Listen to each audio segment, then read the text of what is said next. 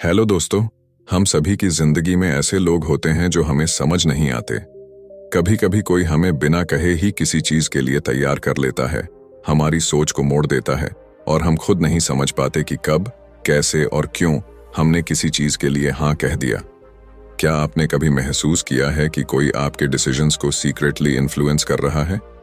क्या कभी ऐसा हुआ है कि किसी ने आपकी इमोशंस का ऐसा इस्तेमाल किया कि आप अपनी ही जिंदगी में बेबस महसूस करने लगे? Welcome to the world of dark psychology, एक ऐसी दुनिया जहां इंसानी दिमाग को इस तरह समझा और मैनिपुलेट किया जाता है कि इंसान को खुद ही एहसास नहीं होता कि वह एक इनविजिबल ट्रैप में फंस चुका है। एमी ब्राउन की किताब dark psychology, secrets and manipulation इसी रहस्यमयी दुनिया के बारे में बात करती है। यह किताब उन छिपे हुए साइकोलॉजिकल टेक्निक्स और स्ट्रेटजीज को सामने लाती है जिनका इस्तेमाल दुनिया के सबसे चालाक और चालबाज लोग करते हैं, चाहे वह पॉलिटिशियंस हों, सेल्स एक्सपर्ट्स हों या फिर वो लोग जो सिर्फ अपने सेल्फिश मोटिव्स के लिए दूसरों के दिमाग से खेलते हैं। इस वीडियो में हम इस किताब का डीप एनालिसिस करेंगे, इसकी हर स्ट्रैटेजी को डिकोड करेंगे और आपको यह समझाएंगे कि कैसे लोग आपकी साइकोलॉजी को हैक करके आपको अपनी मर्जी से चलाने की कोशिश करते हैं। लेकिन सिर्फ यही नहीं, हम ये भी जानेंगे कि आप खुद को इन चालाकियों से बचा कैसे सकते हैं। कई लोग ये समझते हैं कि मैनिपुलेशन सिर्फ मूवीज में दिखाया जाने वाला एक कॉन्सेप्ट है, लेकिन हकीकत में यह हमारे रोजमर्रा की जिंदगी में मौजूद है। हमारे ऑफिस पॉलिटिक्स में, हमारे रिलेशनशिप्स में, हमारी सोशल मीडिया इंटरैक्शंस में और यहाँ तक कि हमारे परिवार के कुछ डायनामिक्स में भी। डार्क साइकोलॉजी का असली खतरा यह है कि यह ज्यादातर लोगों को नजर नहीं आता। जो लोग इसे मास्टर कर लेते हैं वे दूसरों के दिमाग को अपनी मर्जी से मोड़ने की ताकत हासिल कर लेते हैं। इसीलिए यह जानना जरूरी हो जाता है कि आपको मैनिपुलेटेड होने से खुद को कैसे बचाना है। जब भी कोई आपसे कहता है कि तुम यह सोच ही नहीं सकते कि तुम्हारे साथ क्या हो रहा है, तो आपको सतर्क हो जाना चाहिए, क्योंकि अक्सर वही चीजें जो हमें नजर नहीं आती वही सबसे ज्यादा खतरनाक होती हैं। डार्क साइकोलॉजी का सबसे बड़ा सच यही है कि यह सब कुछ छिपकर बड़ी चालाकी से किया जाता है। यह एक साइलेंट वॉर है जहां वर्ड्स, इमोशंस और ह्यूमन माइंड ही सबसे बड़े हथियार होते हैं। तो क्या आप रेडी हैं इस मनोवैज्ञानिक रहस्य को जानने के लिए? क्या आप जानना चाहते हैं कि डार्क साइकोलॉजी के सीक्रेट्स क्या हैं और कैसे कुछ लोग आपकी जिंदगी को बिना आपकी इजाजत के कंट्रोल करने की कोशिश कर सकते हैं? अगर हां, तो इस वीडियो को अंत तक जरूर देखिए, क्योंकि इसमें हम न सिर्फ आपको इन मैनिपुलेटिव टैक्टिक्स के बारे में बताएंगे, बल्कि आपको इससे बचने के सबसे असरदार तरीके भी बताएंगे। तो चलिए डाइव करते हैं इस फैसिनेटिंग और रहस्यमयी दुनिया में और समझते हैं कि कैसे डार्क साइकोलॉजी हमारी सोच, हमारी भावनाओं और यहां तक कि हमारे एक्शंस को भी कंट्रोल कर सकती है। चैप्टर 1, डार्क साइकोलॉजी के सीक्रेट्स और स्ट्रेटजीज। क्या आपने कभी किसी ऐसे व्यक्ति से मुलाकात की है जो बिना कुछ कहे भी माहौल को अपने नियंत्रण में ले लेता है? क्या आपने कभी महसूस किया है कि कुछ लोग इतनी आसानी से दूसरों को इन्फ्लुएंस कर लेते हैं कि सामने वाले को यह तक पता नहीं चलता कि वह उनकी मर्जी से नहीं, बल्कि उनके दिमाग के जाल में फंसकर निर्णय ले रहा है? यह कोई जादू नहीं, बल्कि डार्क साइकोलॉजी के गहरे सीक्रेट्स और स्ट्रेटजीज हैं जिनका उपयोग वे लोग करते हैं जो अपने फायदे के लिए दूसरों के मन और भावनाओं से खेलना जानते हैं।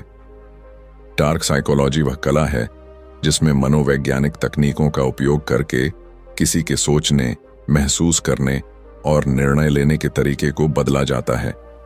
इसे समझने वाले लोग दूसरों को अपनी मर्जी के अनुसार चलाने की क्षमता रखते हैं और उन्हें इसका एहसास तक नहीं होने देते। यह एक ऐसी शक्ति है जिसे सही व्यक्ति एथिकल तरीके से इस्तेमाल कर सकता है, लेकिन गलत व्यक्ति इसे अपने स्वार्थ के लिए एक खतरनाक हथियार की तरह इस्तेमाल कर सकता है। जो लोग डार्क साइकोलॉजी में निपुण होते हैं वे कुछ खास स्ट्रेटजीज का उपयोग करते हैं। पहली और सबसे महत्वपूर्ण रणनीति है इमोशनल मिररिंग। यह एक ऐसा तरीका है जिसमें मैनिपुलेटर सामने वाले की भावनाओं, हाव भाव और सोचने के तरीके को सटल रूप से कॉपी करता है। जब कोई आपके हाव भाव, बोलने के अंदाज और व्यवहार को धीरे धीरे अपनाने लगता है, तो आपका अवचेतन मन उसे अपने जैसा मानने लगता है। इससे आपके भीतर उस व्यक्ति के प्रति एक अनजाना विश्वास पैदा हो जाता है और यहीं से मैनिपुलेशन की शुरुआत होती है। एक और शक्तिशाली रणनीति है फियर बेस्ड कंट्रोल। इंसान का दिमाग स्वाभाविक रूप से डर से प्रभावित होता है। जब हमें किसी चीज का डर होता है तो हम उसे टालने के लिए कुछ भी करने को तैयार रहते हैं। डार्क साइकोलॉजी का उपयोग करने वाले लोग इस डर का फायदा उठाते हैं। वे सटली ऐसे शब्दों और विचारों का इस्तेमाल करते हैं जो आपके दिमाग में अनिश्चितता और भय पैदा करें। वे यह दिखाते हैं कि अगर आपने उनकी बात नहीं मानी तो कुछ बुरा हो सकता है।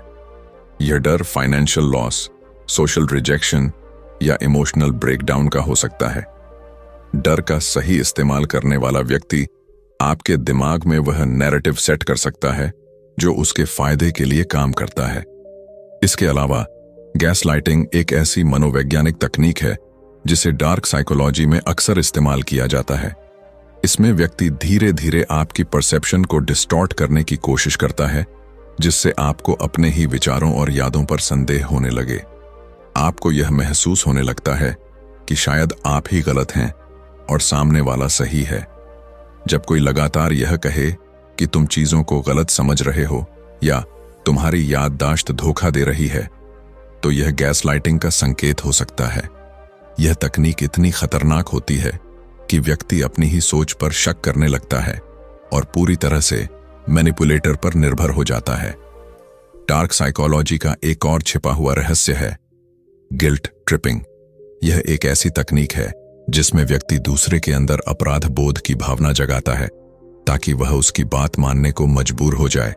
उदाहरण के लिए, अगर कोई यह कहे, अगर तुम मेरी मदद नहीं करोगे तो मैं बहुत परेशान हो जाऊंगा, या अगर तुमने मेरी बात नहीं मानी तो यह दिखाएगा कि तुम्हें मुझसे कोई फर्क नहीं पड़ता, तो यह गिल्ट ट्रिपिंग का एक उदाहरण है। यह एक सटल लेकिन बेहद प्रभावी तरीका है जिससे लोग दूसरों को अपने नियंत्रण में रखते हैं। डार्क साइकोलॉजी के इन सीक्रेट्स का इस्तेमाल सिर्फ व्यक्तिगत रिश्तों में ही नहीं बल्कि बड़े स्तर पर भी किया जाता है। राजनीति, बिजनेस, मार्केटिंग और सोशल मीडिया में भी यह तकनीकें अपनाई जाती हैं। कंपनियां अपने प्रोडक्ट्स बेचने के लिए लोगों के मनोविज्ञान को समझकर विज्ञापन तैयार करती हैं। वे स्कैरसिटी का डर दिखाती हैं, लिमिटेड टाइम ऑफर या स्टॉक रनिंग आउट फास्ट, जिससे ग्राहक इंपल्स में आकर तुरंत निर्णय लेते हैं। इसी तरह कई नेता जनता के इमोशंस को कंट्रोल करके अपनी रणनीतियों को सफल बनाते हैं। डार्क साइकोलॉजी की सबसे खतरनाक तकनीकों में से एक है आइसोलेशन टेक्निक। इसमें मैनिपुलेटर धीरे धीरे अपने शिकार को बाकी दुनिया से दूर करता है ताकि वह पूरी तरह से उसके कंट्रोल में आ जाए। वह यह महसूस कराता है कि बाकी लोग भरोसेमंद नहीं हैं, सिर्फ वही व्यक्ति सही है। जब कोई व्यक्ति अकेला महसूस करता है तो वह मैनिपुलेटर की बातों पर और अधिक निर्भर हो जाता है। यह तकनीक अब्यूजिव रिलेशनशिप्स और कल्ट्स में अक्सर देखी जाती है। यह सब जानकर शायद आपको लग रहा होगा कि डार्क साइकोलॉजी का उपयोग केवल बुरे लोग करते हैं, लेकिन सच्चाई यह है कि यह सिर्फ एक मनोवैज्ञानिक टूल है जिसे कोई भी सही या गलत तरीके से इस्तेमाल कर सकता है। यदि आप इन तकनीकों को पहचानना सीख जाएं, तो आप न केवल दूसरों की मैनिपुलेशन से बच सकते हैं बल्कि खुद को मेंटली स्ट्रांग भी बना सकते हैं। अब सवाल यह उठता है, क्या आप इन रणनीतियों को पहचानने में सक्षम हैं? क्या आप जानते हैं कि कोई आपके साथ इन टेक्निक्स का इस्तेमाल कर रहा है? और सबसे महत्वपूर्ण बात, क्या आप खुद को इससे बचाने के लिए तैयार हैं? डार्क साइकोलॉजी के रहस्यों को जानना सिर्फ इसलिए जरूरी नहीं है कि आप दूसरों को कंट्रोल कर सकें, बल्कि इसलिए भी कि आप खुद को कंट्रोल करना सीखें। जब आप इन गहरी मानसिक चालों को समझ लेते हैं तो कोई भी आपको आसानी से मैनिपुलेट नहीं कर सकता। अब यह आपके हाथ में है कि आप इस ज्ञान को कैसे इस्तेमाल करते हैं, एक मेंटल शील्ड की तरह या एक साइकोलॉजिकल वेपन की तरह। Chapter 2, analysing dark psychology. क्या आपने कभी सोचा है कि इंसान के दिमाग में चल रही गहरी चालों को समझने की ताकत अगर आपके पास हो तो आप कितनी चीजों को अपने पक्ष में कर सकते हैं? क्या अगर आपको यह पता चल जाए कि कोई आपके साथ खेल खेल रहा है, तो आप उसके जाल में फंसने से पहले ही खुद को बचा सकते हैं? यह सब समझने के लिए हमें डार्क साइकोलॉजी को एनालाइज करना होगा।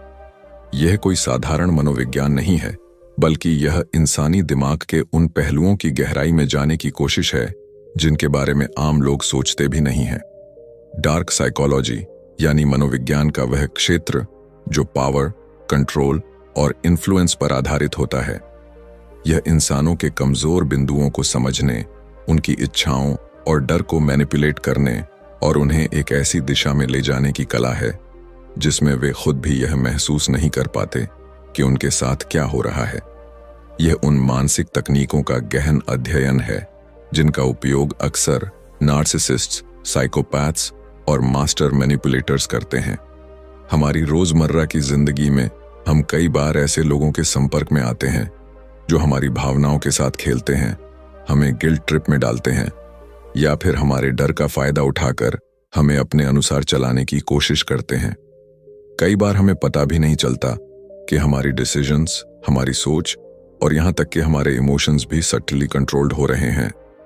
लेकिन जब हम डार्क साइकोलॉजी को एनालाइज करना शुरू करते हैं तो हमें यह समझ में आने लगता है कि किस तरह से कुछ लोग हमारी भावनाओं, हमारी सोच और हमारी धारणाओं को मैनिपुलेट करने की कोशिश कर रहे हैं।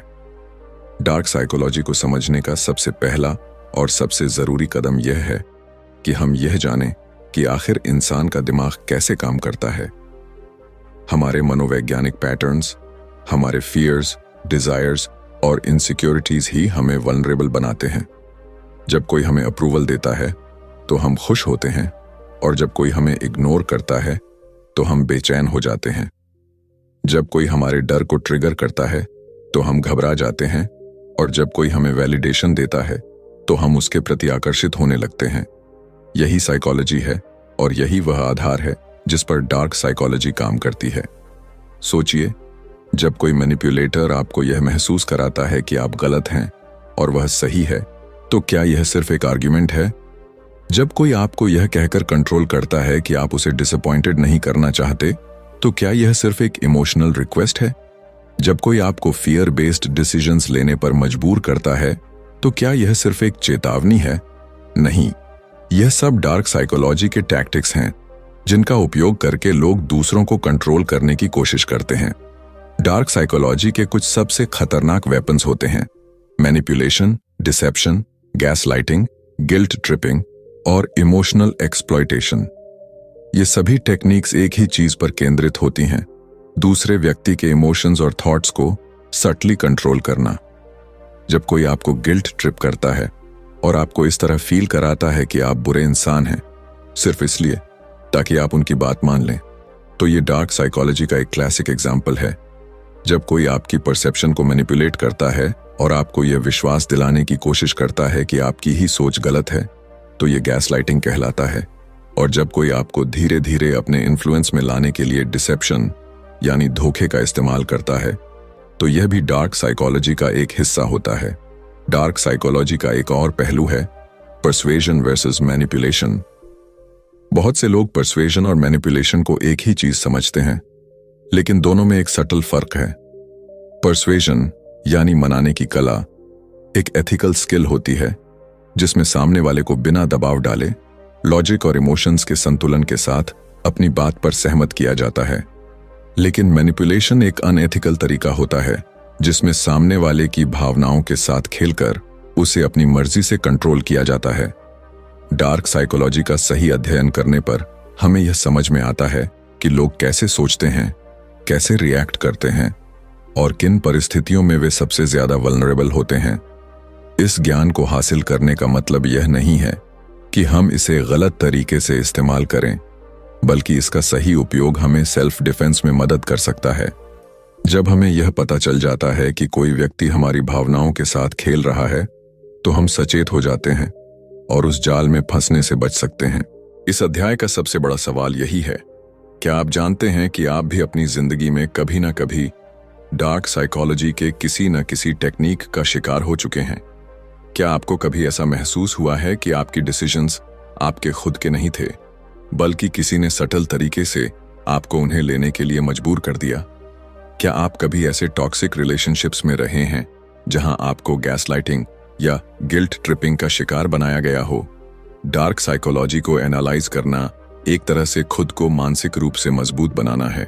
यह सिर्फ मैनिपुलेशन को समझने का विज्ञान नहीं है, बल्कि यह एक मेंटल आर्मर है जो आपको उन लोगों से बचा सकता है जो आपकी भावनाओं के साथ खेलना चाहते हैं। जब आप डार्क साइकोलॉजी के पैटर्न्स को पहचानना सीख जाते हैं तो आप किसी के भी साइकोलॉजिकल गेम्स में फंसने से बच सकते हैं। आप अपनी मेंटल स्ट्रेंथ को बढ़ा सकते हैं और अपने जीवन के डिसीजंस को ज्यादा कॉन्शियस तरीके से ले सकते हैं। अब यह आप पर निर्भर करता है, क्या आप दूसरों के हाथों में एक पपेट की तरह रहना चाहेंगे या आप अपने दिमाग की ताकत को पहचान कर खुद के लिए एक मजबूत मेंटल शील्ड तैयार करेंगे। Chapter 3, the art of manipulation. क्या आपने कभी सोचा है कि कुछ लोग इतनी आसानी से दूसरों को अपनी बात मनवाने में कैसे सफल हो जाते हैं? वे बिना किसी जोर जबरदस्ती के, बिना कोई जबरदस्त तर्क दिए, सिर्फ शब्दों और हाव भाव के जरिए सामने वाले की सोच और निर्णयों को अपने अनुसार मोड़ देते हैं। यह सब सिर्फ एक कला का नतीजा है, मैनिपुलेशन। मैनिपुलेशन सिर्फ एक मनोवैज्ञानिक तकनीक नहीं है, बल्कि यह एक खेल है जो इंसानों की भावनाओं, उनके डर, उनकी इच्छाओं और उनकी असुरक्षाओं पर खेला जाता है। एक कुशल मैनिपुलेटर वह होता है जो सामने वाले के सबकॉन्शियस माइंड तक पहुंचकर उसे ऐसा महसूस कराता है कि वह खुद ही उस निर्णय तक पहुंचा है, जबकि असल में हर कदम उसकी योजना के मुताबिक उठाया गया होता है। सोचिए, जब कोई आपसे कहता है, अगर तुम मुझसे प्यार करते हो तो तुम ये करोगे, तो यह प्यार की मांग है या एक चालाकी से घड़ी गई मानसिक चाल? जब कोई आपको गिल्ट महसूस कराता है कि आपने उनकी मदद नहीं की, भले ही आपके पास सही कारण थे, तो यह सिर्फ एक सीधा सा अनुरोध था या एक मनोवैज्ञानिक जाल? जब कोई अपने शब्दों के माध्यम से आपको यह विश्वास दिला देता है कि आपकी ही सोच गलत है और वे सही हैं, तो यह सिर्फ एक बहस थी या दिमाग से खेला गया एक सटल अटैक? मैनिपुलेशन की जड़ें हमारी भावनाओं में गहराई से ढसी होती हैं। इंसान एक भावनात्मक प्राणी है। हम सभी प्यार, सम्मान, सुरक्षा और स्वीकृति चाहते हैं, और जब कोई इन भावनाओं को अपने नियंत्रण में ले आता है, तब वह हमें अपने अनुसार मोड़ सकता है। यह कला इतनी सूक्ष्म होती है कि अक्सर हमें एहसास ही नहीं होता कि हम मैनिपुलेटेड हो रहे हैं। हम सोचते हैं कि हम अपने डिसीजंस खुद ले रहे हैं, लेकिन असल में हर डिसीजन हमें एक खास दिशा में धकेलने के लिए केयरफुली प्लान्ड होता है। एक कुशल मैनिपुलेटर यह जानता है कि किस इंसान की सबसे बड़ी कमजोरी क्या है। कुछ लोगों को वैलिडेशन की जरूरत होती है, कुछ को डराया जा सकता है, कुछ को गिल्ट में डुबोकर कंट्रोल किया जा सकता है, और कुछ को ऐसी परिस्थितियों में फंसाकर मैनिपुलेटेड किया जा सकता है जहां उनके पास कोई और रास्ता ही न बचे। यह सब एक मानसिक खेल का हिस्सा है जहां कोई हार मानता नहीं दिखता, लेकिन असल में एक व्यक्ति हमेशा मानसिक रूप से हार चुका होता है। आपने शायद रिश्तों में, दोस्ती में, ऑफिस की पॉलिटिक्स में या अपने निजी जीवन में ऐसे कई उदाहरण देखे होंगे जहां लोग दूसरों की भावनाओं से खेलकर अपना काम निकलवा लेते हैं। क्या आपने कभी महसूस किया है कि किसी ने आपको कोई ऐसा काम करने के लिए राजी कर लिया जो आप करना नहीं चाहते थे? क्या आपको कभी गिल्ट ट्रिप में डालकर कोई ऐसा काम कराया गया जिससे आपको बाद में लगा कि आपने खुद के साथ अन्याय किया? क्या आपने कभी ऐसे लोगों के साथ डील किया है जो आपकी बातों को तोड़ मरोड़ कर पेश करते हैं ताकि आप हमेशा खुद को दोषी महसूस करें? मैनिपुलेशन के कई रूप होते हैं: gaslighting, silent treatment, guilt tripping, passive aggressiveness और सटल माइंड गेम्स। ये सभी तकनीकें इस एक ही उद्देश्य के लिए बनाई गई हैं, दूसरे व्यक्ति के विचारों और निर्णयों को कंट्रोल करना। जब कोई आपको यह महसूस कराता है कि आपकी खुद की सोच गलत है और आपको हर हाल में उनकी बात माननी चाहिए, तो यह गैसलाइटिंग कहलाता है। जब कोई आपको साइलेंट ट्रीटमेंट देता है ताकि आप उनकी मर्जी के अनुसार चीजें करें, तो यह भी मैनिपुलेशन का एक रूप है। जब कोई गिल्ट ट्रिपिंग करता है तो वह आपकी कॉन्शियंस को इस तरह हिट करता है कि आप खुद को बुरा महसूस करने लगें और उनकी बात मानने पर मजबूर हो जाएं। लेकिन क्या मैनिपुलेशन हमेशा बुरा होता है? इसका जवाब उतना आसान नहीं है जितना लगता है। कई बार मैनिपुलेशन एक आत्मरक्षा का साधन भी हो सकता है। जब कोई आपको फोर्सफुली प्रभावित करने की कोशिश कर रहा हो तो कभी कभी सटल मैनिपुलेशन ही वह तरीका होता है जिससे आप खुद को बचा सकते हैं। जब किसी टॉक्सिक व्यक्ति से निपटना हो, जब किसी नार्सिसिस्ट को उनकी ही भाषा में जवाब देना हो, तब यह एक डिफेंसिव वेपन बन सकता है। लेकिन यह समझना बेहद जरूरी है कि आपको मैनिपुलेटेड होने से बचने के लिए मैनिपुलेशन को समझना होगा। अगर आप यह पहचान लेंगे कि कोई आपकी भावनाओं के साथ खेल रहा है, तो आप खुद को इस खेल से बाहर निकाल सकते हैं। आपको यह समझना होगा कि किसी का गुस्सा, कोई इमोशन ड्रिवन आर्ग्यूमेंट या कोई गिल्ट ट्रिपिंग हमेशा जेन्युइन नहीं होती। कई बार ये सिर्फ टैक्टिक्स होती हैं ताकि आप उनकी मर्जी के अनुसार चलें। Chapter 4, the art of persuasion. क्या आपने कभी सोचा है कि कुछ लोग इतने प्रभावशाली क्यों होते हैं? वे कुछ भी कहें, लोग उनकी बात को मान लेते हैं। वे जब किसी चीज के लिए रिक्वेस्ट करते हैं तो सामने वाला मना नहीं कर पाता। उनकी प्रेजेंस में एक अलग ही पावर होती है जिससे लोग उनकी बातों से सहमत होने लगते हैं। यह कोई जादू नहीं है, बल्कि यह है परसुएशन, यानी मनाने की कला। परसुएशन एक ऐसी अदृश्य ताकत है जो इंसान के दिमाग में धीरे धीरे असर डालती है। यह कोई जबरदस्ती या मैनिपुलेशन नहीं होती, बल्कि यह एक सटल इन्फ्लुएंस होती है जिसमें सामने वाले को यह महसूस कराए बिना कि उसे प्रभावित किया जा रहा है, उसे अपनी मर्जी से आपके विचारों की ओर आकर्षित किया जाता है। एक कुशल परसुएडर वह नहीं होता जो जबरदस्ती करता है, बल्कि वह होता है जो दूसरों के विचारों, इच्छाओं और भावनाओं को समझकर उन्हें अपने पक्ष में मोड़ने में माहिर होता है। सोचिए, जब कोई सेल्स पर्सन आपको एक ऐसा प्रोडक्ट बेच देता है जिसे खरीदने का आपका कोई इरादा नहीं था, तो यह सिर्फ एक अच्छी बिक्री थी या एक प्रभावी परसुएशन टेक्निक? जब कोई नेता अपने शब्दों के जादू से हजारों लोगों को अपनी बात मानने के लिए तैयार कर देता है, तो यह सिर्फ एक भाषण था या गहरी मनोवैज्ञानिक रणनीति? जब कोई दोस्त, रिश्तेदार या सहकर्मी बिना किसी दबाव के आपको अपनी मर्जी से कुछ करने के लिए तैयार कर लेता है, तो यह सिर्फ संयोग था या परसुएशन का प्रभाव? परसुएशन की असली ताकत इसके सटलिटी में छिपी होती है। यह किसी को मजबूर करने का तरीका नहीं है, बल्कि यह किसी के सोचने के तरीके को इस तरह प्रभावित करने की कला है कि वे खुद ही आपके विचारों से सहमत हो जाएं। इसीलिए सबसे सफल लोग, चाहे वे बिजनेस लीडर्स हों, राजनेता हों, सेल्स एक्सपर्ट्स हों या मोटिवेशनल स्पीकर्स, सभी परसुएशन की कला में निपुण होते हैं। इंसान एक भावनात्मक प्राणी है और उसकी हर डिसीजन मेकिंग प्रक्रिया में इमोशंस का बड़ा हाथ होता है। एक अच्छा परसुएडर जानता है कि तर्क, लॉजिक से ज्यादा भावनाएं, इमोशंस लोगों को प्रभावित करती हैं। यही कारण है कि महान पब्लिक स्पीकर्स जब भी कोई बात कहते हैं तो वे केवल तथ्यों पर निर्भर नहीं रहते, बल्कि वे अपनी बात को इमोशंस के साथ जोड़ते हैं ताकि लोग उस विचार को सिर्फ समझें नहीं, बल्कि उसे महसूस करें। अगर आप ध्यान दें तो परसुएशन का सबसे ज्यादा इस्तेमाल हमारी रोजमर्रा की जिंदगी में होता है। जब कोई बच्चा अपने माता पिता से कोई महंगा खिलौना लेने के लिए जिद करता है और बार बार उन्हें मनाने की कोशिश करता है, तो वह अपनी कच्ची उम्र में ही परसुएशन का इस्तेमाल कर रहा होता है। जब कोई बॉस अपने कर्मचारी को ओवरटाइम करने के लिए तैयार कर लेता है बिना किसी ऑफिशियल ऑर्डर के, तो वह परसुएशन का खेल खेल रहा होता है। जब कोई प्रेमी या प्रेमिका अपने पार्टनर को किसी खास निर्णय के लिए मनाने की कोशिश करता है, तो वह भी इस कला का इस्तेमाल कर रहा होता है। लेकिन परसुएशन और मैनिपुलेशन में बारीक फर्क होता है। मैनिपुलेशन में सामने वाले की भावनाओं से खेलकर उसे मजबूर किया जाता है, जबकि परसुएशन में उसे एक वैकल्पिक दृष्टिकोण दिखाकर उसकी सोच को जेंटली गाइड किया जाता है। एक कुशल परसुएडर कभी भी गिल्ट ट्रिप या फियर टैक्टिक्स का सहारा नहीं लेता, बल्कि वह यह समझता है कि सामने वाले को क्या चाहिए और उसकी जरूरतों को ध्यान में रखते हुए अपनी बात इस तरह रखता है कि वह खुद ब खुद सहमत हो जाए। परसुएशन की सबसे बड़ी ताकत यह है कि यह एक इनविजिबल फोर्स की तरह काम करता है।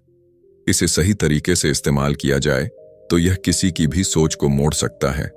क्या आपने कभी गौर किया है कि बड़े बड़े ब्रांड्स अपने विज्ञापनों में सिर्फ प्रोडक्ट के फीचर्स नहीं दिखाते, बल्कि वे हमारी भावनाओं को टारगेट करते हैं। एक परफ्यूम एड में आपको सिर्फ परफ्यूम नहीं दिखाया जाता, बल्कि आपको यह एहसास कराया जाता है कि इसे लगाने से आप ज्यादा आकर्षक और कॉन्फिडेंट महसूस करेंगे। एक कार का विज्ञापन सिर्फ कार के स्पेसिफिकेशंस पर फोकस नहीं करता, बल्कि यह आपके अंदर लग्जरी, एडवेंचर और पावर की भावना जगाता है। यही पर्सुएशन की असली ताकत है।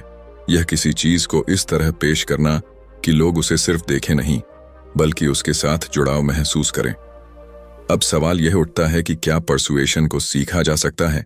और जवाब है बिल्कुल। यह कोई जन्मजात गुण नहीं है, बल्कि एक सीखी जाने वाली स्किल है। यदि आप इसे समझ लें तो आप अपनी पर्सनल और प्रोफेशनल लाइफ में इसे एक पावरफुल टूल की तरह इस्तेमाल कर सकते हैं। चैप्टर 5, खुद को डार्क साइकोलॉजी से सुरक्षित कैसे रखें। क्या आपने कभी ऐसा महसूस किया है कि कोई व्यक्ति आपको धीरे धीरे कंट्रोल कर रहा है, लेकिन आप यह समझ नहीं पा रहे कि यह हो कैसे रहा है? क्या आपको कभी ऐसा लगा है कि कोई आपकी भावनाओं से खेल रहा है, आपको गिल्ट ट्रिप कर रहा है, या आपको अपनी मर्जी से मैनिपुलेट कर रहा है? अगर हां, तो यह जानना जरूरी है कि आप खुद को डार्क साइकोलॉजी के प्रभाव से कैसे बचा सकते हैं। यह कोई मामूली बात नहीं है, क्योंकि कई बार हम इस मानसिक खेल को पहचान भी नहीं पाते और धीरे धीरे उसके शिकार बनते चले जाते हैं। डार्क साइकोलॉजी का सबसे खतरनाक पहलू यह है कि यह आमतौर पर इतनी सटल होती है कि हमें इसका एहसास ही नहीं होता। यह किसी के शब्दों में छिपी होती है, उनकी टोन में, उनकी बॉडी लैंग्वेज में, और कई बार तो सिर्फ उनकी मौजूदगी में भी।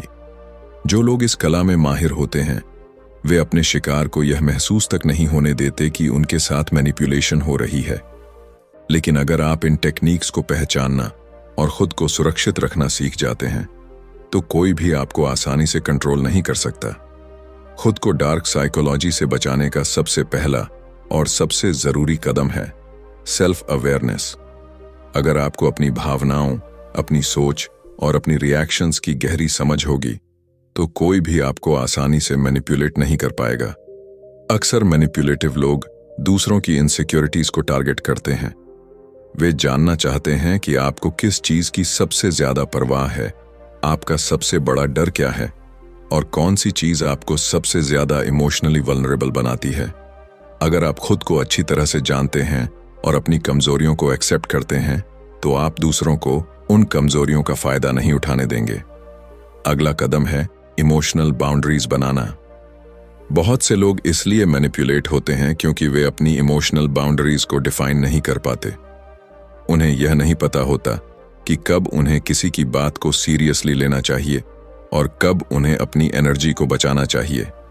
एक मैनिपुलेटर हमेशा यह चाहेगा कि आप अपनी बाउंड्रीज को भूल जाएं और उनके अकॉर्डिंग एक्ट करें। वे गिल्ट ट्रिपिंग का सहारा लेंगे, आपको ऑब्लिगेटेड महसूस कराएंगे और कई बार आपकी ही भावनाओं को आपके खिलाफ इस्तेमाल करेंगे। अगर आप अपनी बाउंड्रीज को मजबूत बना लेते हैं और नो कहना सीख जाते हैं, तो आप खुद को इन मानसिक खेलों से बचा सकते हैं। इसके बाद आता है क्रिटिकल थिंकिंग और लॉजिकल एनालिसिस। एक मास्टर मैनिपुलेटर हमेशा इमोशंस का इस्तेमाल करता है, क्योंकि वे जानते हैं कि इमोशंस इंसान को सबसे ज्यादा इन्फ्लुएंस करते हैं। लेकिन अगर आप हर चीज को लॉजिकली एनालाइज करना शुरू कर दें, तो आप मैनिपुलेशन से बच सकते हैं। जब भी कोई आपसे कुछ कहे या आपको किसी बात के लिए पुश करे, तो खुद से पूछिए, क्या यह सच में सही है या यह सिर्फ एक इमोशनल ट्रैप है? कई बार सिर्फ इतना सोचने भर से ही हम मैनिपुलेशन के जाल से बच सकते हैं। डार्क साइकोलॉजी से बचने के लिए सबसे जरूरी चीज है असर्टिवनेस। यह एक ऐसा गुण है जिसमें आप अपनी बात को मजबूती से रखते हैं, लेकिन बिना किसी एग्रेशन के। एक मैनिपुलेटिव व्यक्ति तभी ताकतवर होता है जब सामने वाला कमजोर हो। लेकिन जब आप खुद पर कॉन्फिडेंट होते हैं, अपनी राय को साफ तरीके से रखते हैं और बिना दबाव में आए अपने फैसले लेते हैं, तो कोई भी आपको आसानी से मैनिपुलेट नहीं कर सकता। इसके अलावा अपने आसपास के लोगों को समझना भी बेहद जरूरी है। अक्सर जो लोग हमें मैनिपुलेट करते हैं, वे हमारी रोजमर्रा की जिंदगी में ही होते हैं। दोस्त, सहकर्मी, रिश्तेदार या कभी कभी तो हमारे सबसे करीबी लोग भी। वे धीरे धीरे हमें इमोशनल ट्रैप्स में फंसाते हैं और हमें यह एहसास तक नहीं होने देते कि वे हमारे दिमाग के साथ खेल रहे हैं। इसीलिए लोगों के वर्ड्स से ज्यादा उनके एक्शंस पर ध्यान देना जरूरी है। अगर कोई बार बार आपके सेल्फ एस्टीम को गिराने की कोशिश कर रहा है, आपको गिल्ट ट्रिप कर रहा है या आपको मेंटली एग्जॉस्ट कर रहा है, तो यह एक रेड फ्लैग है। डार्क साइकोलॉजी से बचने के लिए सबसे प्रभावी तरीका यह है कि आप खुद को मानसिक रूप से मजबूत बनाएं। इसका मतलब है सेल्फ रिस्पेक्ट, सेल्फ वर्थ और सेल्फ कॉन्फिडेंस को बढ़ाना। जब कोई मैनिपुलेटर देखता है कि आप अपनी वैल्यू को समझते हैं, तो वे आपको कंट्रोल करने में असफल हो जाते हैं। वे हमेशा उन लोगों को टारगेट करते हैं जो इमोशनल वैलिडेशन की तलाश में होते हैं, जिन्हें अप्रूवल चाहिए होता है या जो इजीली इन्फ्लुएंस्ड होते हैं। लेकिन अगर आप अपनी वैल्यू खुद पहचानते हैं, तो कोई भी आपको गिल्ट ट्रिप करके कंट्रोल नहीं कर पाएगा। डार्क साइकोलॉजी से बचने के लिए एक और जरूरी चीज है डिस्टेंस मेंटेन करना। अगर आपको यह एहसास हो जाए कि कोई व्यक्ति लगातार आपकी मेंटल हेल्थ को प्रभावित कर रहा है, तो सबसे अच्छा तरीका है कि आप उससे धीरे धीरे डिस्टेंस बना लें। यह हर बार पॉसिबल नहीं होता, लेकिन जहां भी मौका मिले वहां आपको टॉक्सिक लोगों से दूर रहने की कोशिश करनी चाहिए।